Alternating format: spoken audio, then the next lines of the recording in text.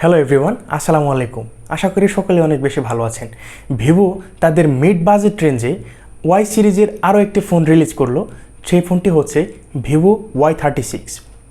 আজকের এই ভিডিওতে ভিভো Y36 এর কনফিগারেশন এবং এই ফোনটি কিনা ঠিক হবে কিনা এবং এই ফোনটির প্রাইস বাংলাদেশে অফিসিয়ালি কত এ নিয়ে আমি পাকনামো করতে যাচ্ছি মেহেদি হাসান। আপনারা দেখছেন জিরো কনসেপশন।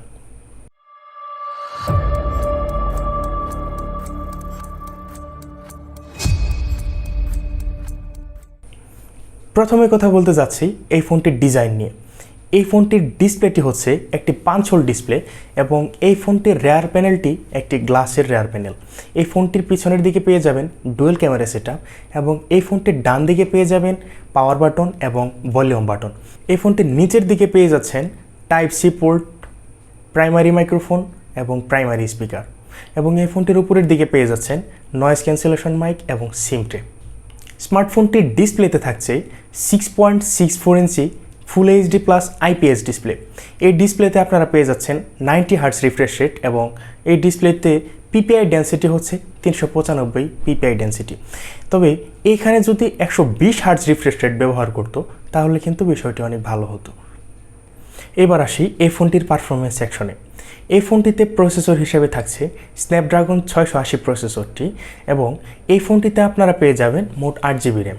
8GB র্যামের পাশাপাশি আপনারা এই ফোনটিতে আরও 8GB ভার্চুয়াল র্যাম কিন্তু অ্যাড করতে পারবেন। যদিও ভার্চুয়াল র্যাম তেমন একটা কাজের না, তবু আপনারা এই ফোনটিতে মোট 16GB র্যাম পেয়ে যাবেন। এই ফোনটিতে স্টোরেজ হিসেবে থাকছে 128GB স্টোরেজ এবং এর স্টোরেজ টাইপ হচ্ছে UFS 2.2। এই ফোনটি out of the box run করছে অ্যান্ড্রয়েড 13। এবার আসি এই ফোনটির ব্যাটারি সেকশনে। এই ফোনটিতে ব্যবহার করা হয়েছে 5000 mAh এর একটি ব্যাটারি এবং এই ব্যাটারিটিকে চার্জ করার জন্য আপনারা এই ফোনটির বক্সে পেয়ে যাবেন 44 ওয়াটের একটি সুপার ফাস্ট চার্জ। এই ফোনটি আপনারা পেয়ে যাচ্ছেন 26,999 টাকায়। 26,999 টাকায় আপনারা এই ফোন থেকে কিছু দুর্বল হার্ডওয়্যার পাবেন, যেমন এখানে ব্যবহার করা হয়েছে আইপিএস এলসিডি ডিসপ্লে। এইখানে যদি অ্যামোলেড ডিসপ্লে ব্যবহার করতো তাহলে কিন্তু বিষয়টি আরও অনেক ইন্টারেস্টিং হতে পারতো, অথবা আইপিএস ডিসপ্লে ব্যবহার করলেও এখানে যদি 120 হার্টজ রিফ্রেশ রেট ব্যবহার করতো তাহলে কিন্তু এই ফোনটি দিয়ে আরও ভালো পারফরমেন্স পাওয়া যেত। আবার আপনারা এই ফোনটি থেকে কিন্তু হাইলি গেমিং করতে পারবেন না। যারা টুকটাক গেমিং করে তাদের জন্য এই ফোনটি রিকমেন্ড করা থাকবে।